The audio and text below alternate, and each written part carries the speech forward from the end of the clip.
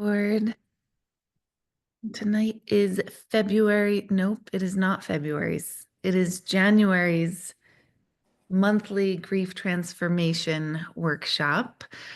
For those of you who have not ever attended before, either whether you're live or some people watch these back later, um, I like to go over a little bit about like what to expect and the origin of this group, which I kind of go over every time.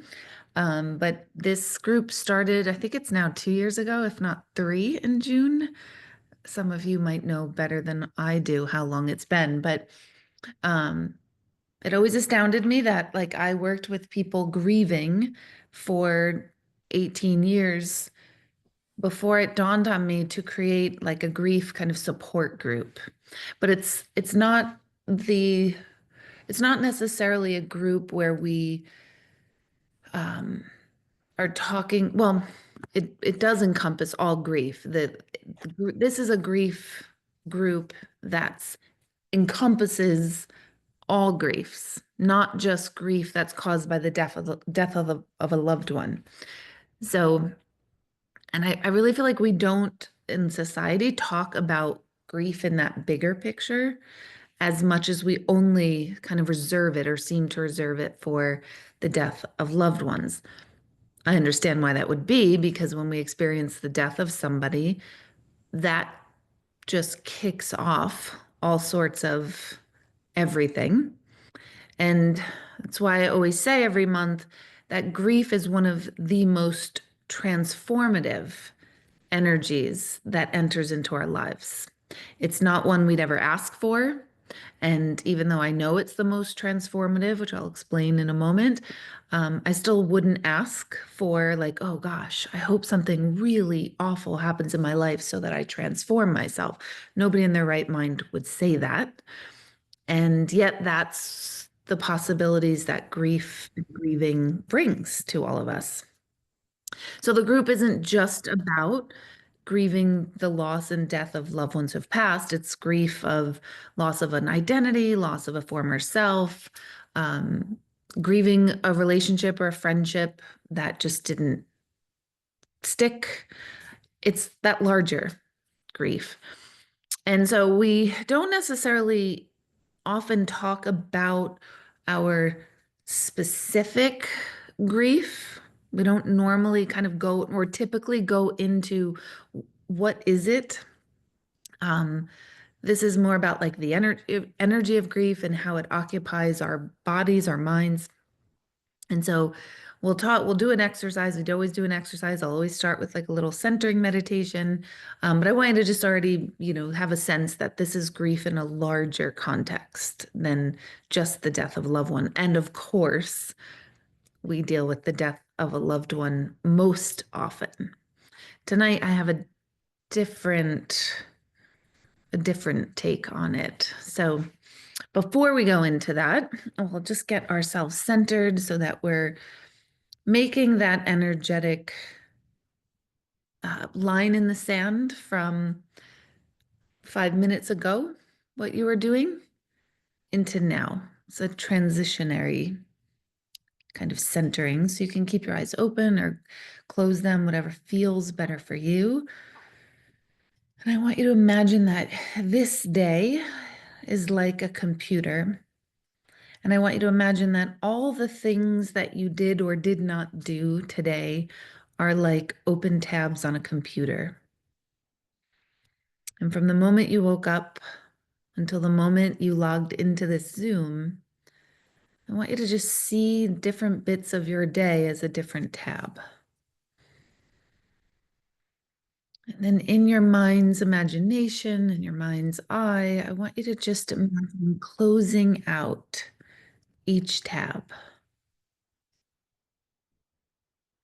When you woke up in the morning, whatever the next step was, close that out.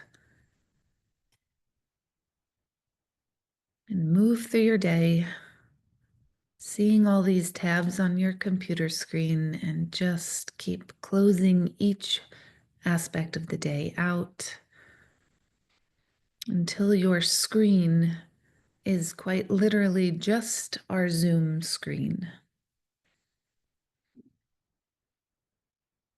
We can bring all of our attention and intention to this moment.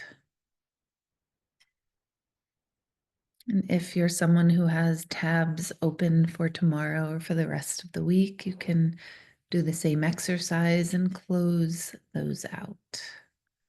Only bringing all of your focus to right here, right now.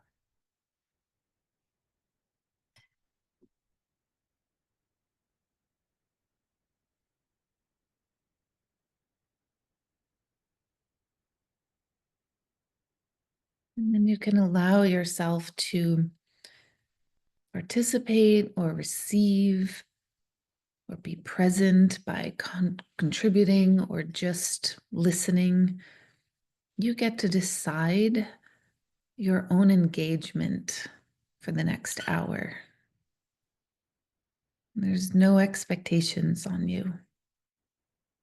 This time is able to be spent exactly as you wish. And give yourself that full permission to just be present for yourself right now.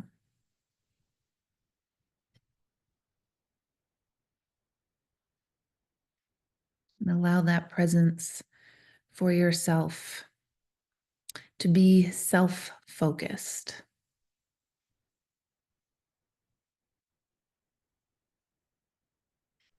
Receiving whatever it is that you need from this time together.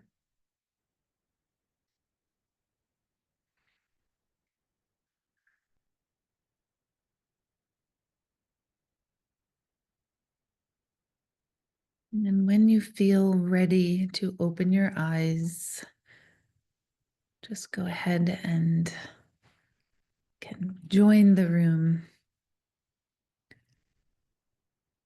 And only when you're ready.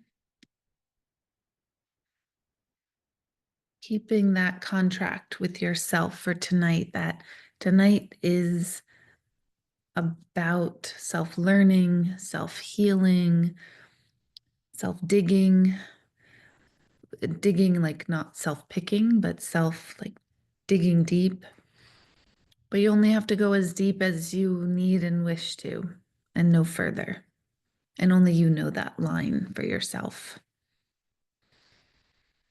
And I say that because, every workshop is always or usually inspired by either an experience I'm going through or an experience that someone else brought up in another workshop or in an email to me, or um,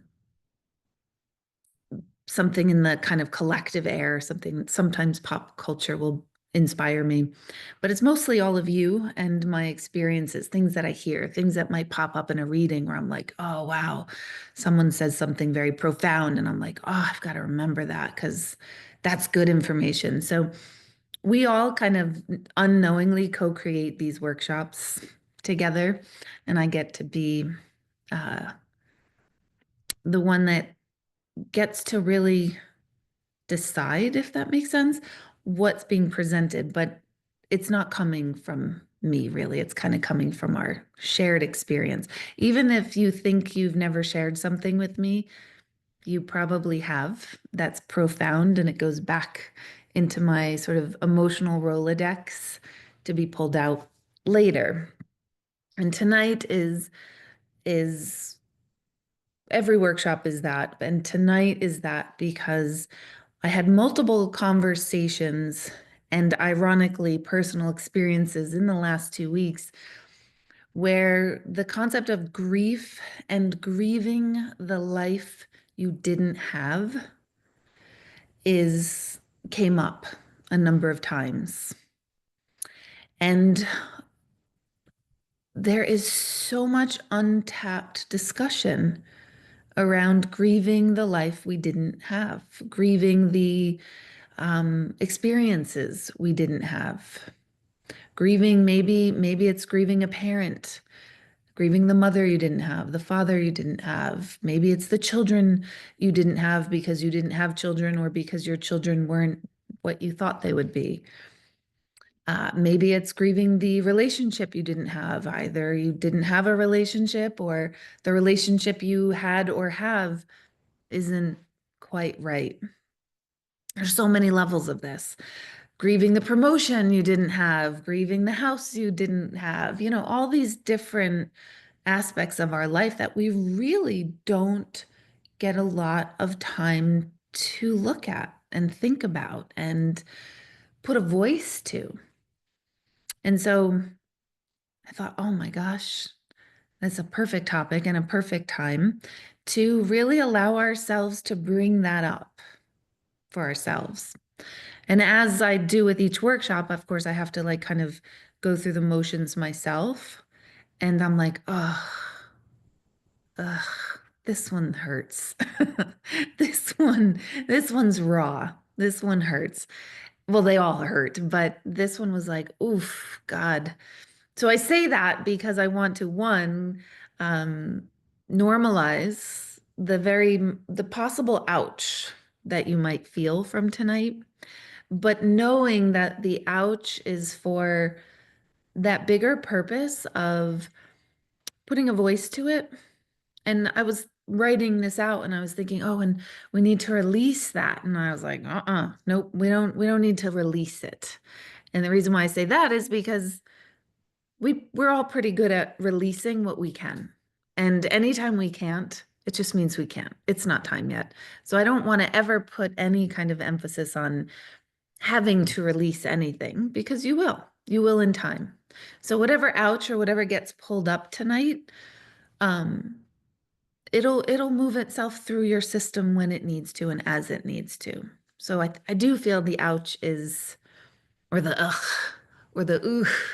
I went through all of the stages, kind of thinking about these different aspects for myself, but they'll move, and just talking about it and acknowledging it for yourself moves it. And having said that, you don't have to share anything tonight. You don't have to share what that is.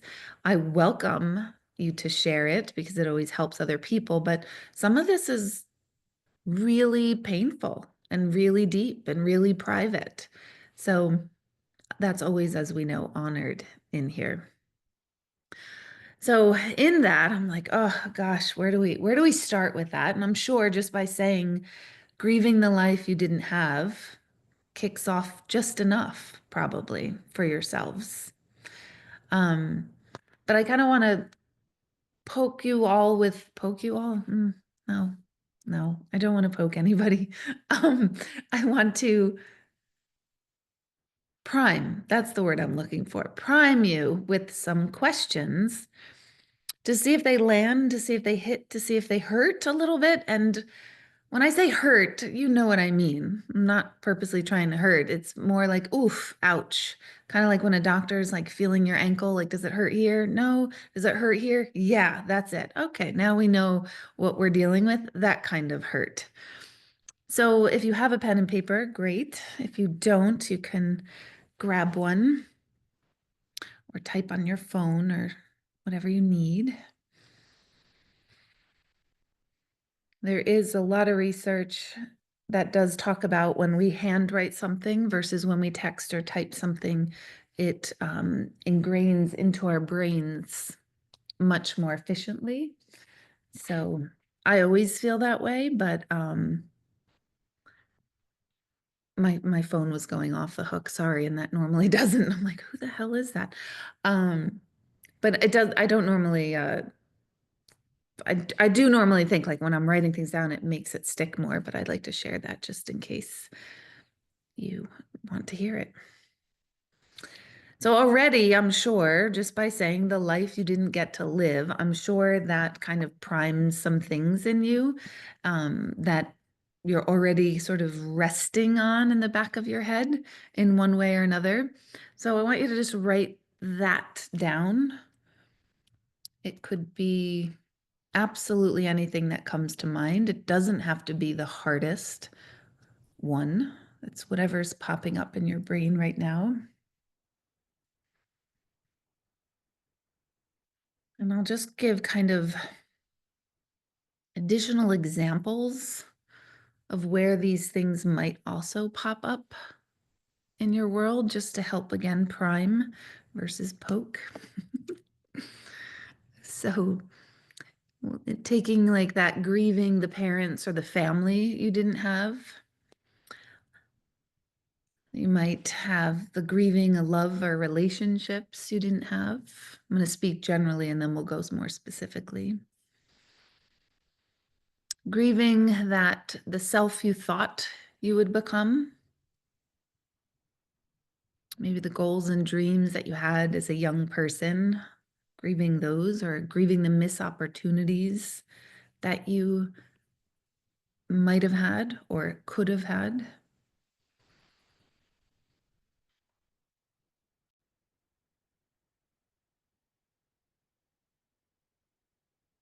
Grieving the unseen and unspoken. That can be anything intangible, like you can't quite put your finger on it. Could also be the death of a loved one because they're unseen in the physical.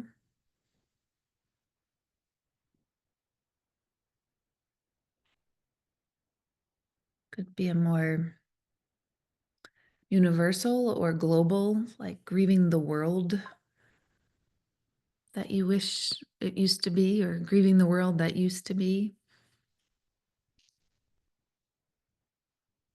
Grieving the job title or status you thought you would have.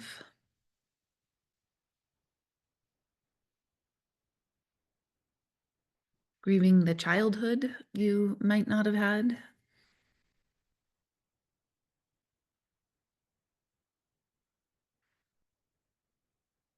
Grieving the sense of maybe innocence or feeling of carefree, that childlike wonder.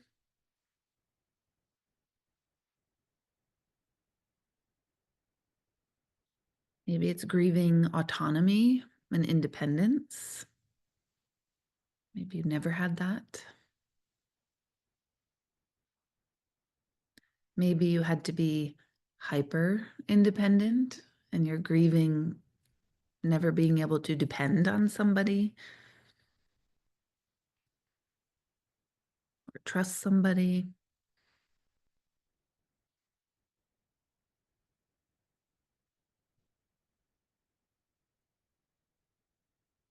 Maybe grieving the inability to express yourself, whether that's just emotionally or creatively. Maybe it's hiding identity.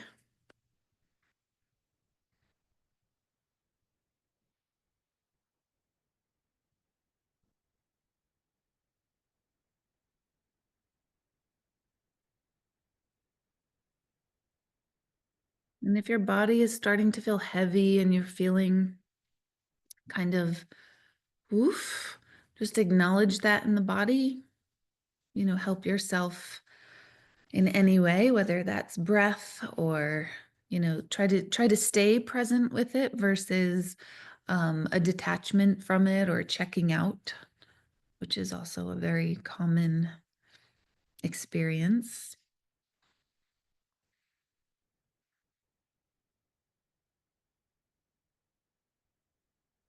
And I'm going to read off questions and maybe none of them, maybe only one pertains to what you're kind of already formulating within yourself. Um, so some questions you might be like, yeah, no, I can't go there right now, or I don't need to go there. That's not my experience. Um, but I'll read the questions and see what kind of triggers something in you, and whatever feels right, then you can start journaling. So one of the questions is, what did I need from my mom or my dad or both that I never received?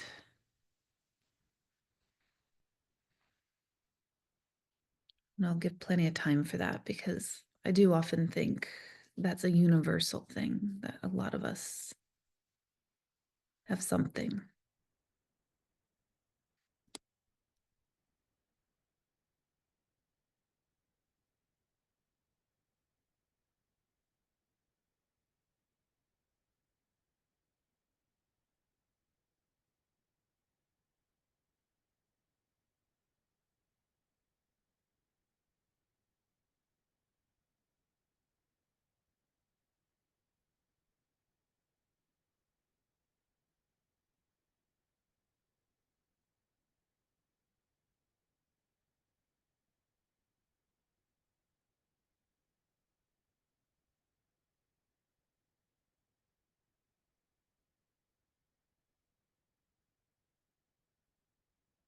part of my childhood do I grieve or mourn the most?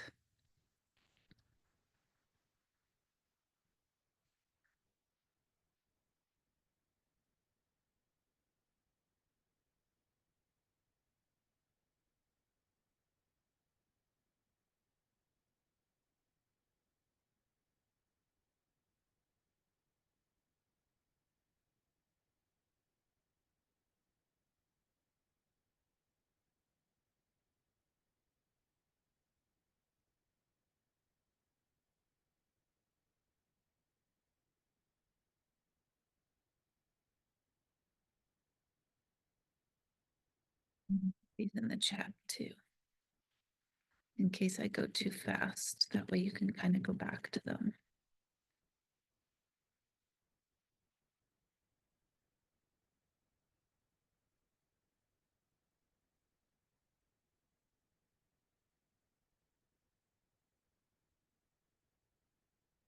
Kind of in the category of like love and relationships. If this resonates for your thing, then great. If not, you can keep working on whatever you're working. But what version of love did I imagine for myself that I never experienced?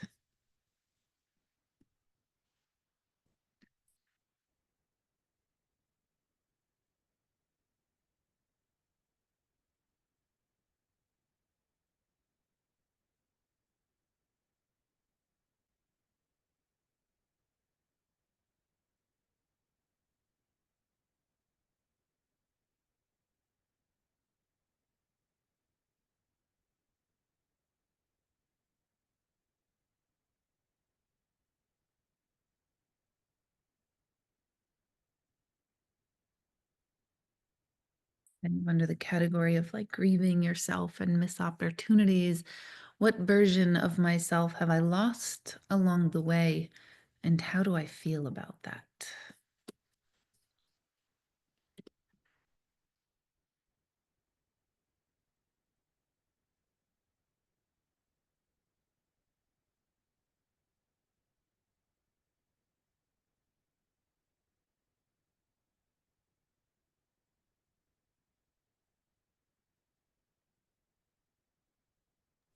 Can you repeat that one again, Deborah, please? Yep, absolutely. Each one after I say it, I am putting in the chat too, in case you want to go back. But what version of myself have I lost along the way? And how do I feel about that?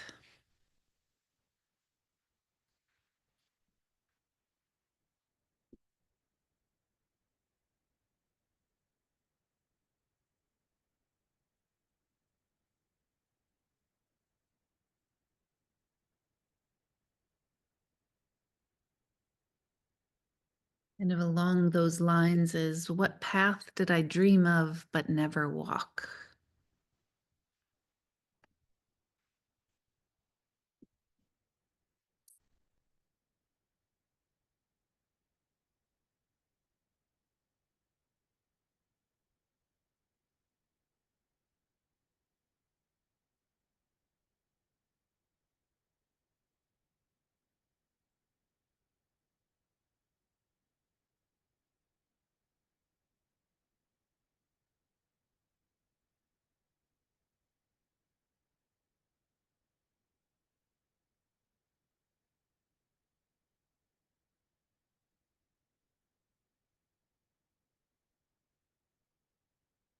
I'm just lobbing up questions again. You don't have to answer all of them. If one is really sticking with you, then stay with it. And anything you feel you've missed, I'm putting in the chat. And I could always repeat it out loud too. But if I could go back and change one choice, what would it be? And what grief do I hold around it?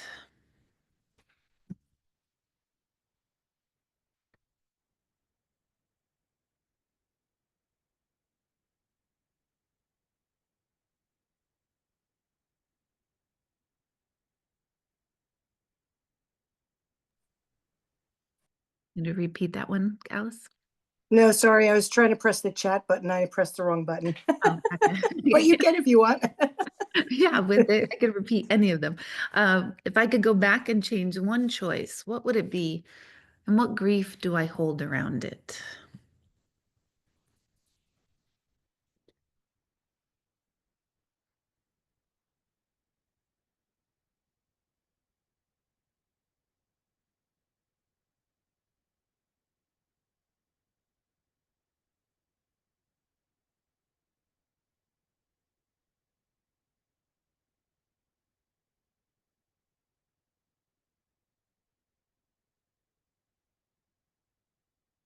One is what loss what loss have I never fully acknowledged and why?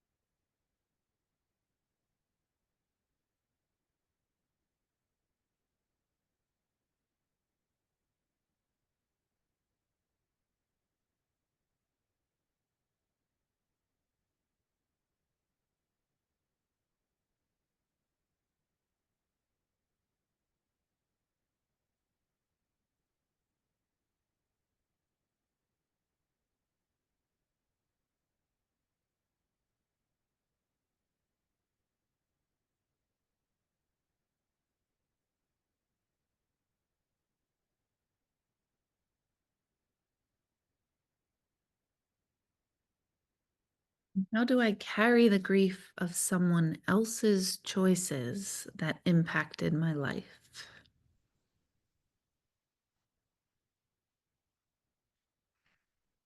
Hmm.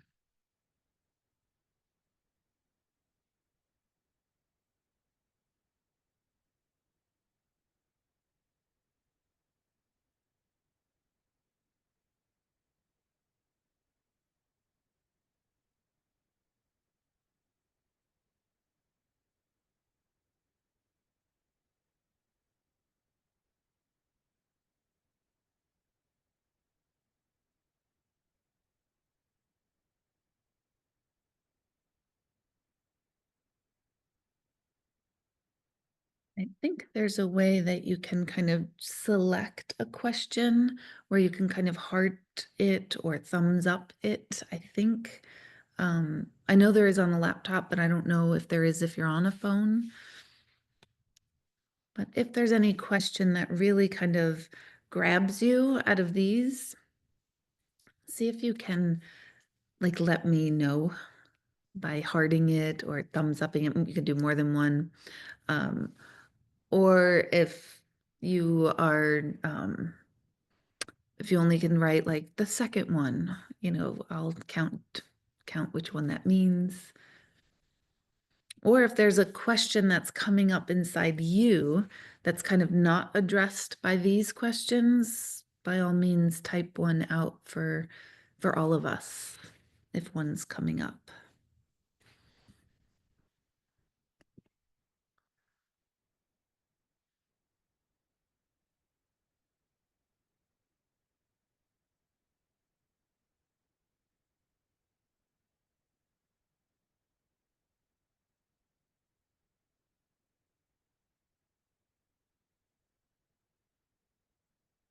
Thank you.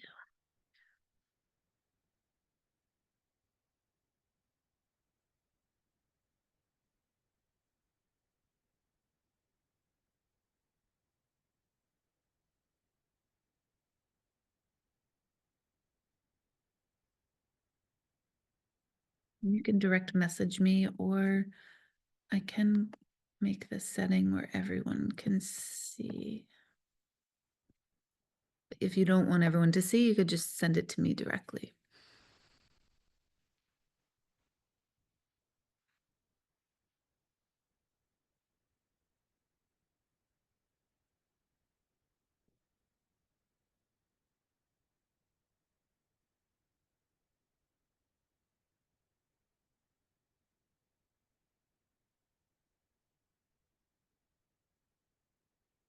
Even though it's such a heavy moment of talking and all this, I am getting kind of a fun kick out of seeing everybody's fingers like this.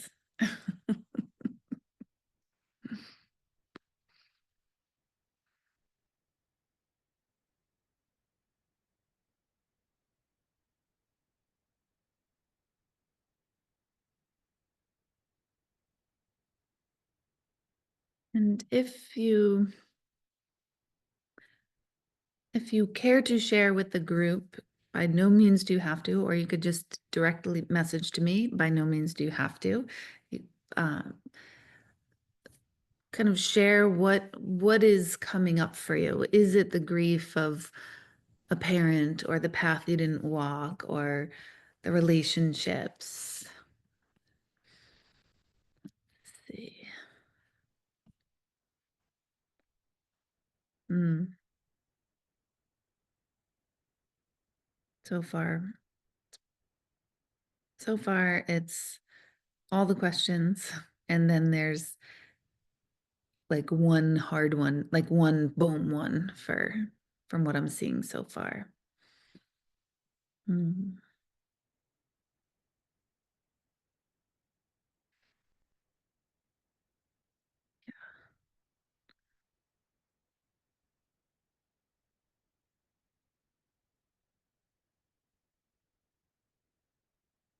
And how many of you are feeling like the ouch, or the ugh, or the whew.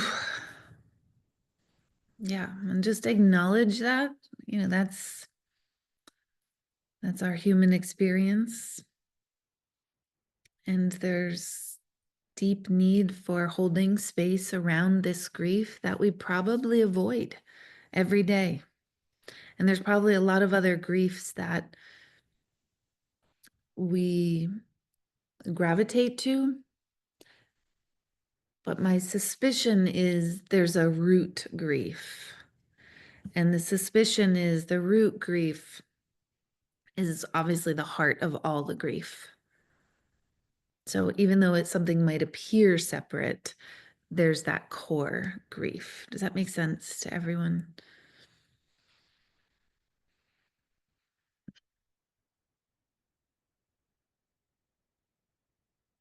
Yeah, a lot of you are writing in. I'm not going to read them out loud because I'm respecting privacy, but it's heavy stuff. It's heavy, heavy stuff that we don't get to talk about. We don't put this up on social media. It's a lot. It's heavy. And just by addressing it and taking time with it right now actually starts to move it. Not right, well, yes, right this second, but does anyone want to like verbally, vocally share what's coming up for you?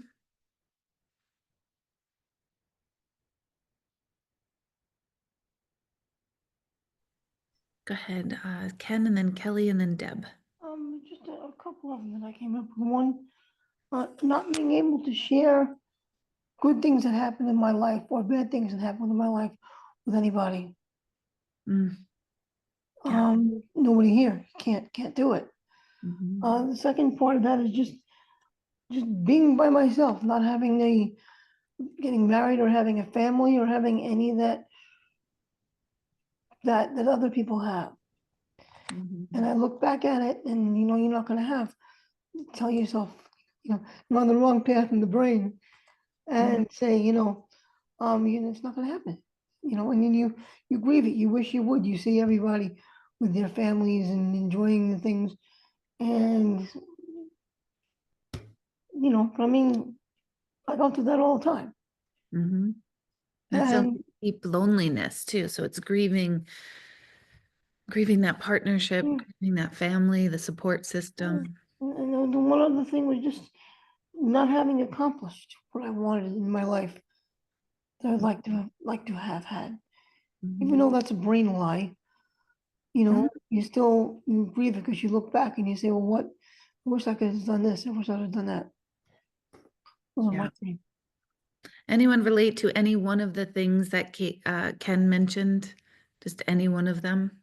Just give your actual hand up. So just just to show we relate. Maybe all of it, maybe some of it. But these are hard things. Kelly, go ahead. You are going to share, and then Deb, you're next. Yeah, mine is a little scattered on paper, so you'll have to just stay with me while I try to figure out what I'm trying to say. Um, I think the question that stood out for me was the one that, how do I carry the grief of someone else's choices that impacted my life?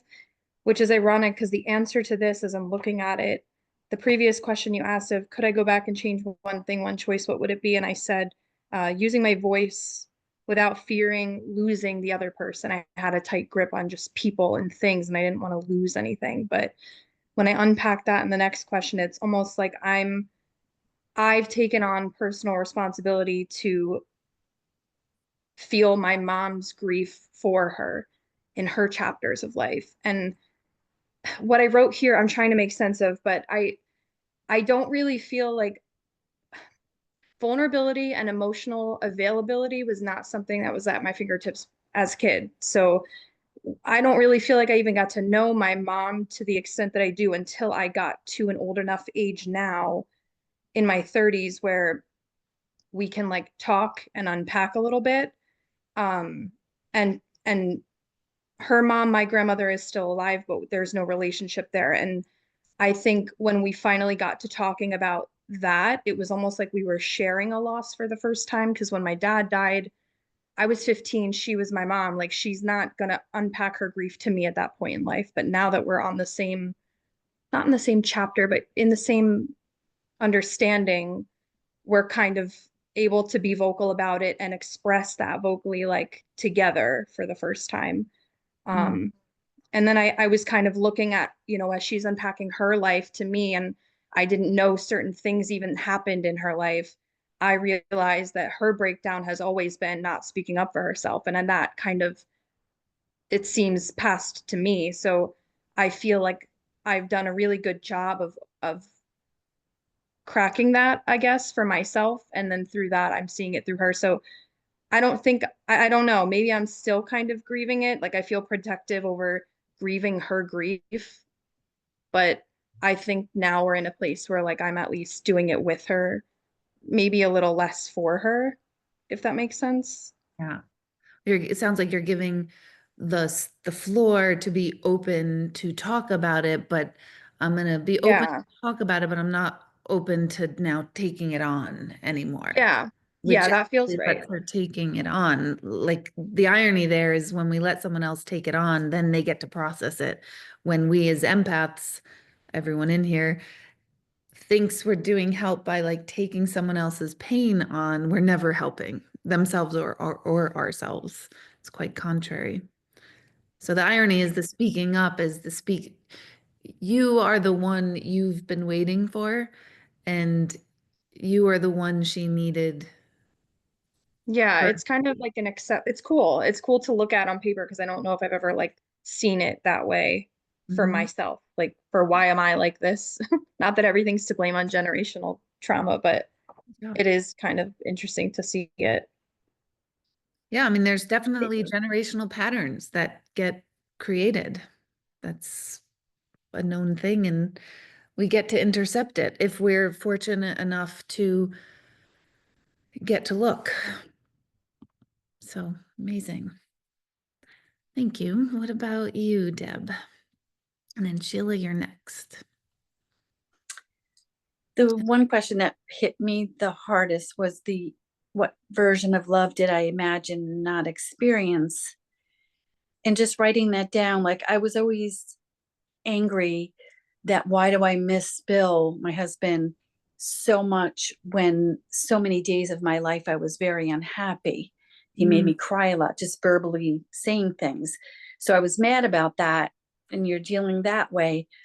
But when I think about, well, that's not that my whole life, like that's not what I imagined for myself, and I didn't get it. I didn't experience that.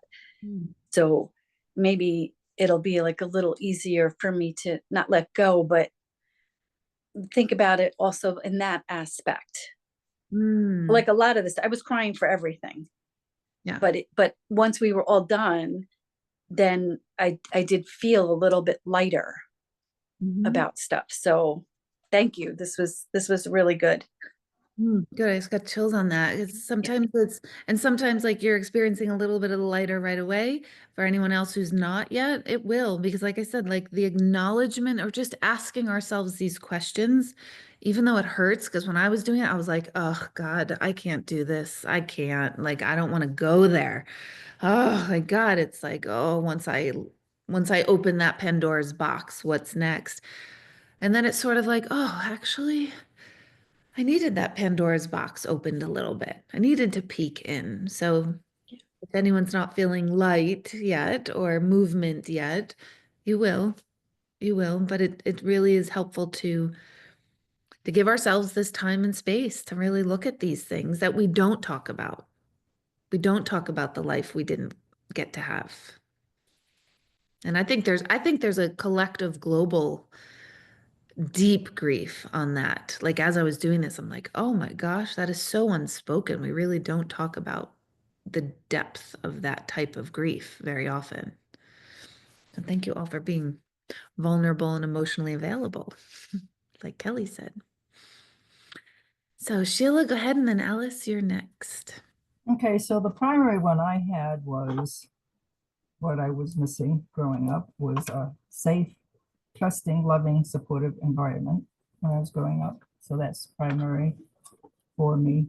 Another one that hit me was a choice that I would change. When I had myself legally removed from the family at 16, the judge gave me the option of taking my little brother and sister out of the home also, and I left them there. So I have a lot of guilt over how their lives turned out. And the interesting thing was, what version of myself have I lost along the way, which is a good thing because I never had a personality. My personality was whoever I was with. And I've lost that. I'm a person. I have my own thoughts, my own feelings, and that sort of thing. So I lost that part of myself along the way, and that's a good thing. That's a really good observation as well. You stopped being a chameleon. Mhm. Very nice. Oh, that grief, that guilt and grief of woulda, coulda, shouldas, but ironically, like, oh, what pressure to put on a 16-year-old. A 16, like a 36-year-old can't really adequately make that decision, let alone 16. Hmm. What are there any sensations in your body as you're talking? Not really. I mean, I've processed this stuff over and over and over and over and over and over and over and over and over and over and over and over. Yep. The thing is trying to change some of the patterns that have resulted from all of that, which is difficult.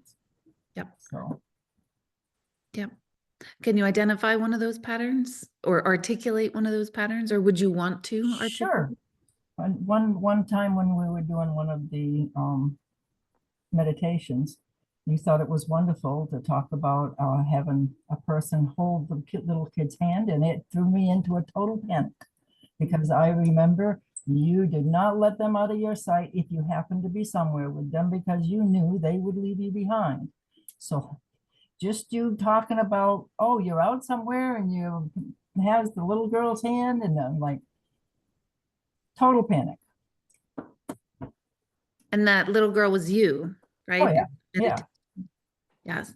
yeah. So were you able to ever find her hand? Well, for years and years and years, on those rare occasions that I would go someplace with someone, if they got out of my sight, I would actually have a panic attack. These days, I'm able to rein it in. You know, like last week, I was in the supermarket with my niece. I turned around, she wasn't where I expected her, but I was able to, okay, she's here, it's okay, you know, but that it still triggers. But some of the things I'm able to catch quicker than others. That's the name of the healing game too, is it's not to necessarily be rid of these things, although that's like a really great goal. But the more I learn about the human brain and humanity and our responses and our nature, it's kind of hard to get rid of our hardwiring. It's that hardware, as they say. But so then we look, maybe we can't get rid of something. So then we look at how long of a time period are we still in that? Do we stay triggered in it? And something that might have taken me years and years and years to get over, air quotes, if I'm triggered in that same way now, maybe it will take me on a really bad day, maybe a couple hours. And so I look at that as a win, not as a, oh my God, why am I getting triggered all over? So that's for everyone in here to recognize, like sometimes there's gonna be a trigger, like a landmine. Like our experiences are like landmines, and sometimes we step on that bomb and we are triggered and we are boom. But that's not the problem. That's not like, oh my God, what's wrong with me? That's being human. The next step is to look, okay, did that trigger send me into a spiral, into a 7-month decline? Or were you really pissed off or cranky or upset or devastated for 4 or 5 hours or even 4 or 5 days versus months? So for everyone to look at your triggers and don't worry about getting triggered. Be curious about how long are you staying triggered, because that's the real proof of healing. So thank you, Sheila, for sharing that. And Alice? Hi, when I looked at my root grief and kind of the patterns I see here, it's really, I'm grieving not knowing myself and not getting to know myself and not taking the time to do that and not having or using my own voice, not asking why or why not. I think, I think when I answered the question about my mom and dad, they were great people. They did the best that they could with what they had, but I never felt accepted. I never felt supported. So I think I became the ultimate people pleaser and just didn't pick the career I wanted because my dad didn't want me to pay for that degree I wanted and told me that the career that I wanted to go into, those people were educated idiots. And he wouldn't pay for it. And I accepted that. Like I could have said, screw you, I'll figure out how to pay for my own degree, but I didn't have the wherewithal to do that. I didn't pick the right husband the first time, maybe not the second time. There's just, it's the pattern. Like I conform to what I think I need to do rather than using my own, like, Alice, what do you want? And what do you think you should do? And how can you get it done? Mm-hmm. Yeah, that's really well said. Like, how many of you can relate to that too? Yeah. Like even down to, I never had the kids I wanted to have, didn't have the career I wanted to have. So, there's still time for me. Hell yeah. Hell yeah. And there's always still time until we're deceased. And the good news is when we're deceased, we're like so blissed out, we're all good. It all makes sense. So now is the time to make use of what we can. Right. Yep. And do the things. So what does that look like for you? Like, what could you imagine now in the today and going forward? What do Well, you, sorry, go ahead. no, go ahead. You got it. I think, well, there's some things that I can't have a do-over on. I'm 65, so I'm not having more kids. I'm not raising a family. But I can go back to school and get that degree I wanted to get.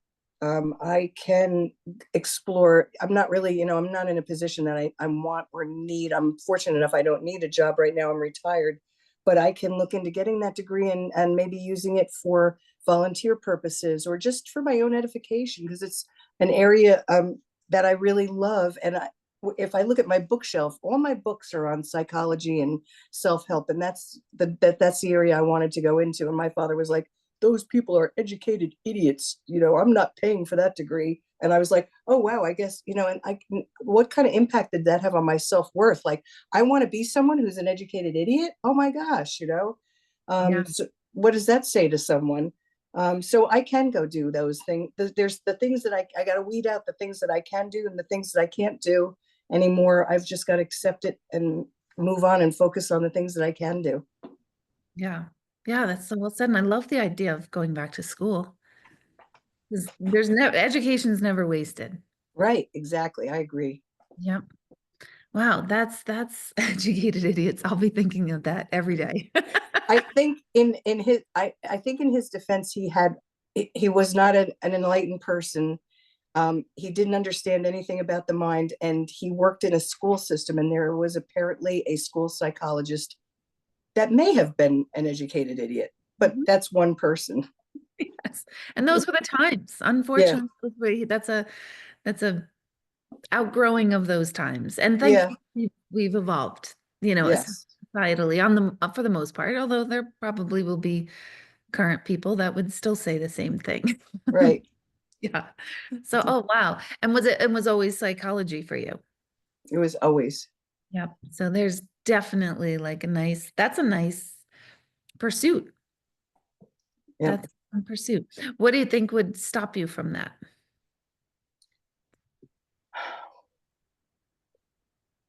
Not much. I don't think there's much that would stop me. I think it's just something I have to explore and figure out how to do it. I think, I just need to investigate it. Yeah. Yeah. And when it's burning enough, it will. You Yeah. will. And now I'm kind of out of in a way, it's good that I'm retired now because I have the time now. When I was working the big job, I wouldn't have had the mental space or the physical time to do it. Yeah. Because Yeah. I had to have that job that I made money so I could support myself. They were depression babies also. I'm trying to see what a people pleaser I am. I'm trying to defend them. Yeah, nobody's thinking they're assholes. Nobody's having any sort of thought about them because everyone's thinking about their own version of your story, relating to you in our own personal ways. So, yeah, but it is funny. Like, yeah, you can defend them. You love them. You know they did the best. And there's this thing that left you craving more of yourself. But I carried it over into husbands and relationships and not having as many kids as I wanted to and not having the life I wanted to. So it's definitely a pattern for me. Yeah. And that's nice to hear and see because it's a pattern for all of us in our own version of our own stuff.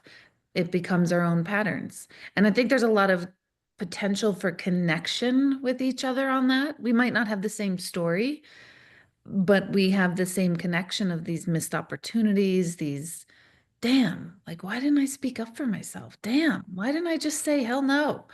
Why did it take me, 65 years? And also, I do think these things take many decades, especially for our generations. The younger generations, they're getting this much faster. They sure are. They're accelerating this process. So our parents and their parents' generation, it took about 85 years to get this. So we cut it down to 45 to 65. The next generation's going 25 to 30, 25 to 40. So, we're accelerating the process here. So thank you for all that. Yeah, Kara, go ahead. I was supposed to tell Alice I'm one of the educated idiots, I guess, because I got my master's in social work and I've been happy, very happy. So, because I grew up with you, I grew up like you. I love psychology and self-help, and that's all the books I read and everything. So I finally went back in my 30s, late 30s, and got my master's in social work. So and they all are online. A lot of them are online. I went in person, but you can go online now and get masters and doctorates in psychology or counseling or social work. So Thank you. I just want to encourage you to do it because it's the journey, right? It's the Yeah, journey. It's right. a lot.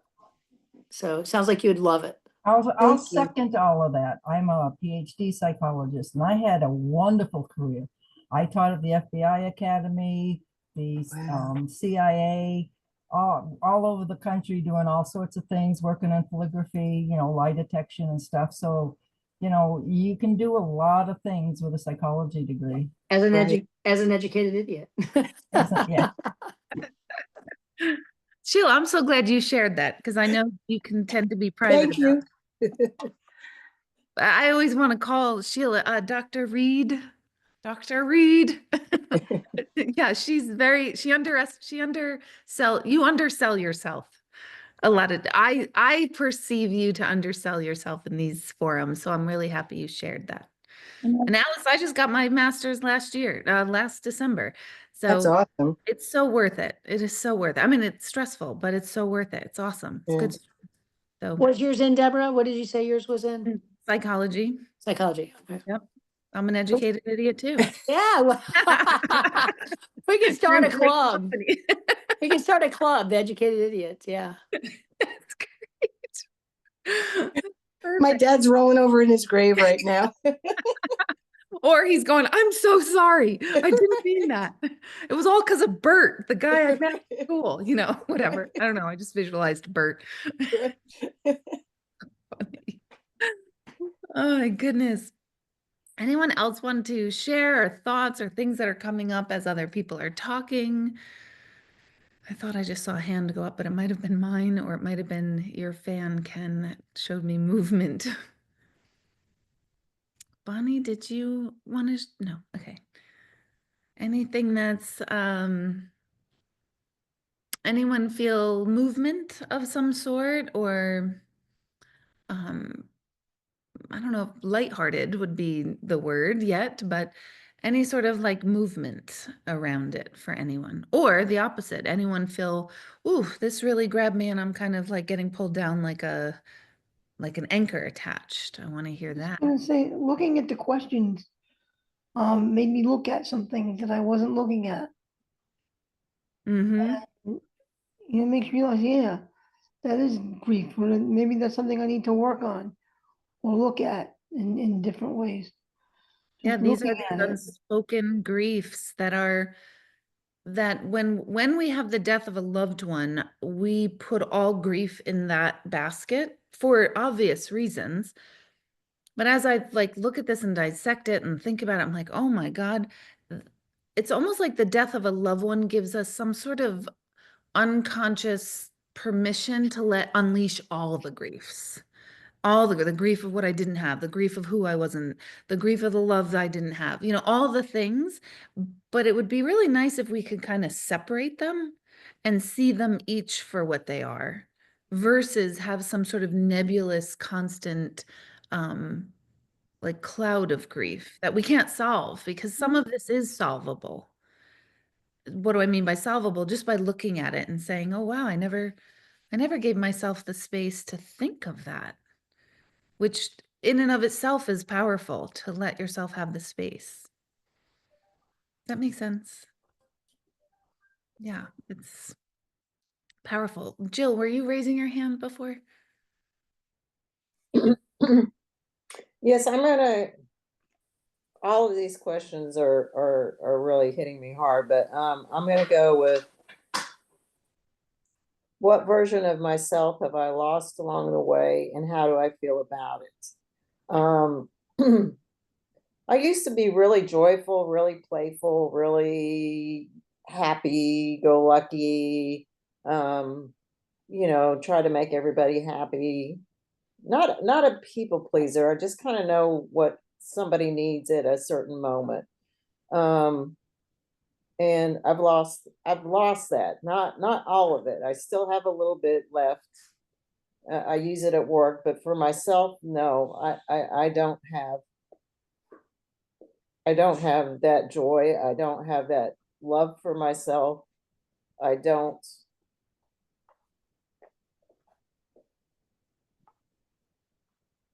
It's just not there right now. It's just not there.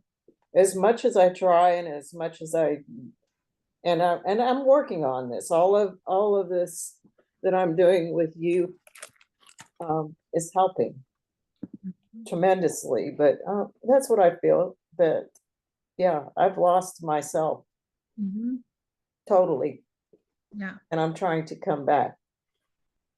That is, thank you for expressing that, because how many of you can either currently relate or have related to this feeling at some point in your life? So I think it's important to hear that and see that and know that, because that feeling is so lonely and so, we tend to like isolate and not want to go into anything with anyone. We don't want to explain it, so it becomes even more lonely. But this is to me, what you're going through is true death. It's death of self. Death of the self you knew up until probably Vidge's passing, although that was the final grand finale of the little deaths of yourself. I think so because I talked briefly in one of the grief groups. Like my family never took me to funerals for some reason. I don't know why. Mhm. And so I really didn't experience funerals until AIDS came along, and then my middle brother's passing. That freaked me out. Mhm. But yeah, my family for some reason never did the finale, or never took me to the finale. So I never had that final goodbye to the person, or goodbye to my grandmother, goodbye to my great grandmother. I had a lot of, great grandmothers. I was blessed to have a lot of people in my family, but I was never allowed to actually go grieve for them, or Mhm. learn about grief, or Yeah. learn about, I didn't even know about grief until, I don't know, I want to say when my extended family, all my male friends started dying off Mm. during the That's AIDS actually crisis. That's actually a really good question to ask all of ourselves. Like, when was our first known experience with grief? Because I think we've had lots of grief experience as kids, but maybe we didn't have a name for it, so we didn't know that's what it was. So that might be another good question, could kind of prime everyone of like, when do you remember your first experience with grief? That's Well, important. I remember a kitten getting run over. Okay, and as a child, that upset me. But Mm, as far as people or adults or children, no, I was not exposed to the grieving, to grieve, to allow myself to let go of this person, let go of this. mm-hmm. Yeah, that's why funerals and wakes so important for that purpose. It's so important. They're for the living. They're not for the deceased, for sure. But what you're describing, this like death of yourself, like who am I? I don't even care. I don't even know. There's a part of you that's very much dying off. And the dying off process sucks. I mean, I don't have a sugarcoating way to say it. It's just a very nebulous, strange, we can are the educated idiots and all of us could slap a label of depression onto it, but I wouldn't say it's depression. I mean, clinically we might say it's depression, but I would say in a much more holistic way, it's a dying of the self. And in the dying of the self, a new one is coming, but we don't know that in it. It's kind of like winter. Like winter right now, like if we didn't know anything about science and we just saw winter, we'd be like, wow, it's cold and it's barren, especially in the Northeast. It's cold, it's barren, there's snow, there's no growth, there's no buds, there's no flowers. But really what's happening in the winter is that it's that quiet period. It's the death so that new can come forth. So you're in that dying process and you're looking into the afterlife. But see, we always reserve the word afterlife for when we die and what's after that. But we have many afterlives in our current life. There was an afterlife to our kindergarten selves. There's an afterlife to our 20-year-old selves. We're in it. Now there's an afterlife to this too for you. So sometimes it's helpful to kind of, I'm not saying to, sometimes it's helpful to be aware of that, but not put pressure on yourself to have to feel it or do anything in it. Because in dying, we're letting go of like, ugh, I'm done with that. I'm done. I don't care. It's like a sloughing off of self so that new ones emerge. And so I would say like really you're doing exactly what you need to do as far as staying in contact with people in a meaningful way like this and your friends that you meet with outside of this, but we meet for community, but we meet for community as individuals, which is why I think this type of group is so special because there's no obligation to anyone in here other than self-learning. And then Well, when you can say anything you want in here, and nobody judges. Yep. It's a beautiful thing. You can't judge. Once we start relating, you kind of can't judge because someone's grief is someone else's grief. It's just different. Right, right. Yeah. Thank So you, thank you Deborah.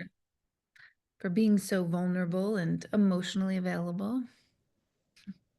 Well, that's what I'm feeling right now. So that's, and I understand where I'm at. Yeah. Yeah. And I thank goodness for this grief group and the tribe and Sunday healing, Sunday meditations. Yeah. It's just, it's something.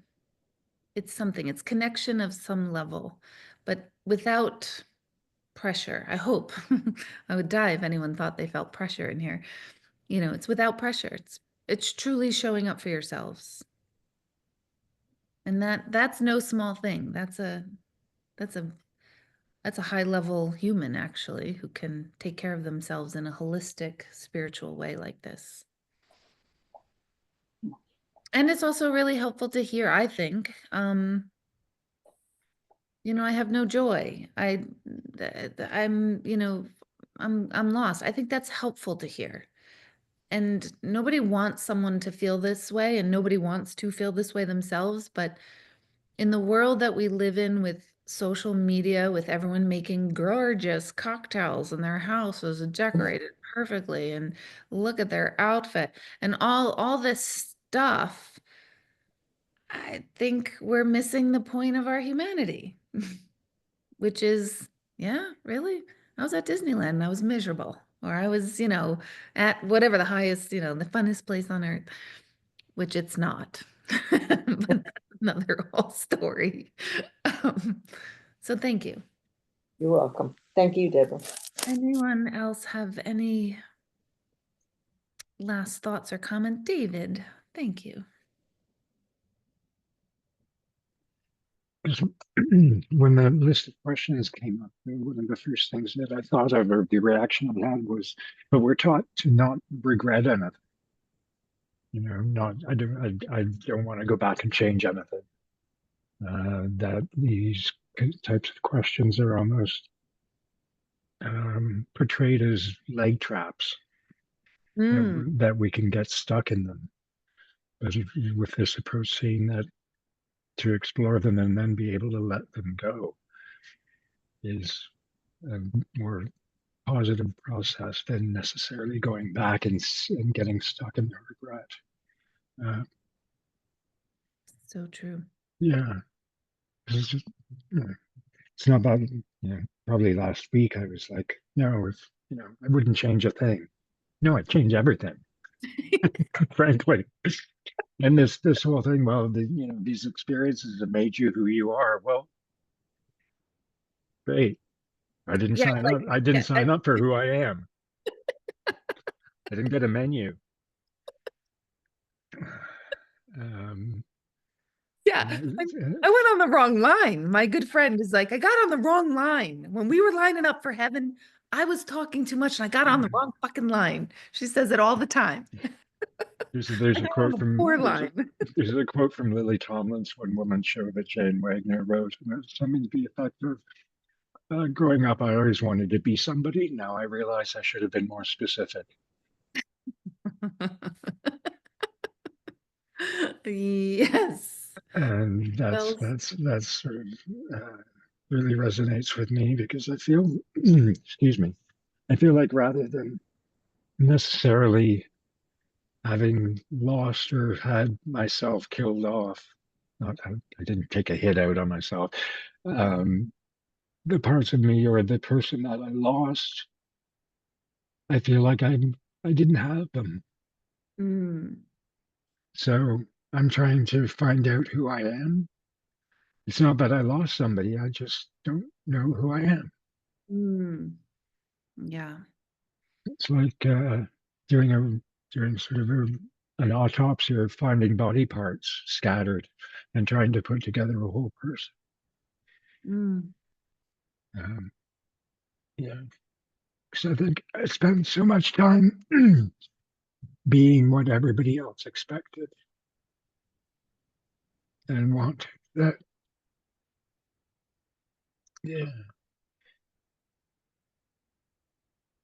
Yeah, that's heavy. so it's confusing,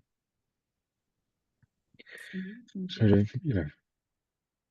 everybody says, do what you love and the money will follow. And I'm the one in the back going, what if it doesn't? Mhm.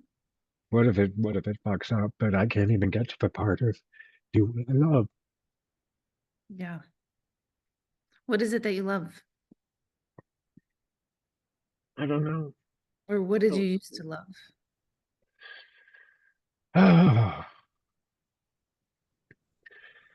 I love performing. I love the brief uh, acting career that I had. Um, and every time I would go back to it, it was like going home. I knew exactly what I was doing, and I feel like that sort of got beaten out of me by Mm. the industry. Mhm. Um, David, do you mind repeating that? What did you say? Performing? Is that what you said? yeah, um, you know, yeah, that was certainly one of my loves. On I've had, stage? yeah, um, certainly, there are bits, and again, it's bits and pieces. There's little compartments of things that I've loved over the years, Mhm. but never really got to put it all together. And maybe as you're talking too, it's like, were we all kind of disillusioned with the idea of do what you love, follow your heart, versus because that's a big ask, especially for a young person. It's a big ask for an adult versus kind of simplifying existence. Oh, we just are. We just are being. We're just existing. Why do we all have this um perception that our existence is validated through anything other than just being? And anything else added to our existence of just being and breathing, it should just be a bonus. It's like a scarf. It's just like, oh, I threw on this scarf today. I threw on this Mhm. self today. It's just amazing how much we do attach meaning to identity. Mhm. I think part of it is never, where growing up, everything was conditional. There was no such thing as conditional love. There was behavior that you had to display for everybody else.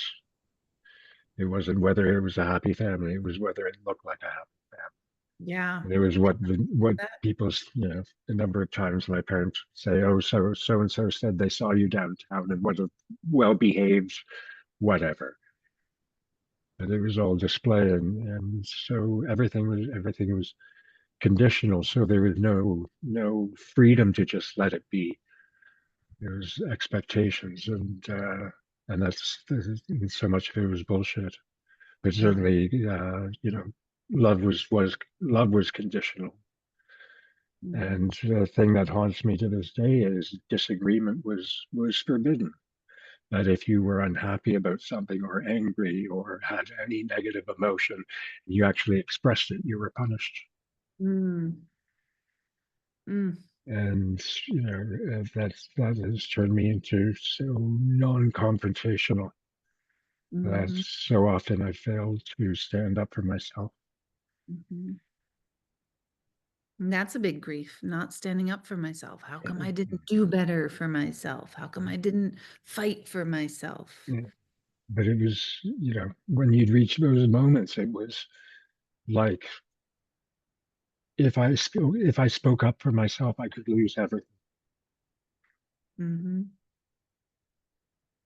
Yeah, that's a hefty price to pay for a voice. Hmm. Mm. And these are the unspoken griefs we don't put words to, we don't put tangible reality to. And this is deep grief. This is grief that we just sit in all the time or allowed to sit in us and say, that's okay. It's all right. Well, that's how it was. It's okay. And it is how it was, and we can't change how it was, but we definitely can kind of come back and visit these questions so that they're tended to.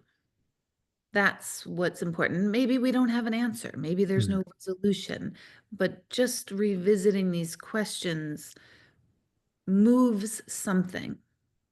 The conditions are changed. It does become unconditional. Your own love for yourself, or your own at least commitment to yourself to look after yourself. Have And you I love found? that, like conditional, because all love was conditional. Even in the most unconditional circumstances, it is very conditional. And that sense of unconditional love is, I think it's the one of the highest spiritual aspects a human can have for another human. But as far as, like, I adore and love my children, but I know there's not the conditions to which I love them, but they know that mama is nuts if garbage isn't out by 9 p.m. on Tuesday night. You know what I mean? Like, you know, so there's some condition there for them. It's little do they know. Well, they should. Maybe I wish they thought there was condition. I wish I thought, oh shit, mom's not going to love me. Let me do it, so that they'd freaking do it. But there are conditions without even trying to impose conditions. So I think that's helpful to learn. Like, some of it's not even most of it is not even conscious. Which I heard one of them take one of the garbages out. So the other one, come on, I'm pulling for by 10 p.m. tonight. I'm hoping. So it's the small things in life, the small things. I think it's kind of funny. One of the things that I mourn is all the anger that I didn't get to have. Mm. That's a nice statement. Mourning all the anger I didn't get to have. That's a big grief. And I can see it and feel it energetically, though. Even putting words to it does something. Moves it, lifts it, something. What is it? I don't know. It's moving it. Everybody has to take your Monday night class. Yeah. Yeah. Yes, it's the repatterning and reconditioning and changing these tapes and taking practical steps on pausing the brain from growing into triggered response, but also balancing that with this is the attention to ourselves, the attention to these underlying griefs that we don't talk about. There's great benefit to it. And I'd love like an update if anyone cares to share or even thinks of it. I love when you all send a random email of any sort, like you feel moved to share something, or so and so said this in that workshop and that made me think. Like, I love to hear that. I'm still kind of working on a way where we can kind of have a collective space for this that's just us. I don't want to set up another Facebook group just because there's like 12 already, and it just gets too much on Facebook. But having that collective group share, I think, is helpful, keeps us connected. But my point is if you do have like a aha moment, or oh my God, that was really heavy and I'm still stuck with it, wherever you are at in the spectrum of experience from this group or any, like, please remember to send me an email. And I probably, if I can't get to it right then and there, I won't answer. I'll either answer like, oh, I read this and I'll get back to you later, or I won't answer it until I know I have time and space, versus just flippantly responding, because I would never want the energy of flippancy to be felt by any of you. So if you do write to me and I haven't written back yet, just know that my eyes have seen it and I'm kind of taking it all in and holding it in presence, because that's what I would like. So the conversation doesn't have to end in these workshops. It doesn't have to stay here. And it's helpful when it doesn't. And our next group meeting is what? What do we have? We have a Costa Rica meeting for some of you who are going to Costa Rica on Thursday night. It's the nuts and bolts of it. So if you've been there before, you're going to hear a lot of repeats, but and I'll mention this then. I'll expect you to like chime in if I'm leaving something out. You know, don't forget to tell about this or whatever. And then I think, when is membership chat? I always forget.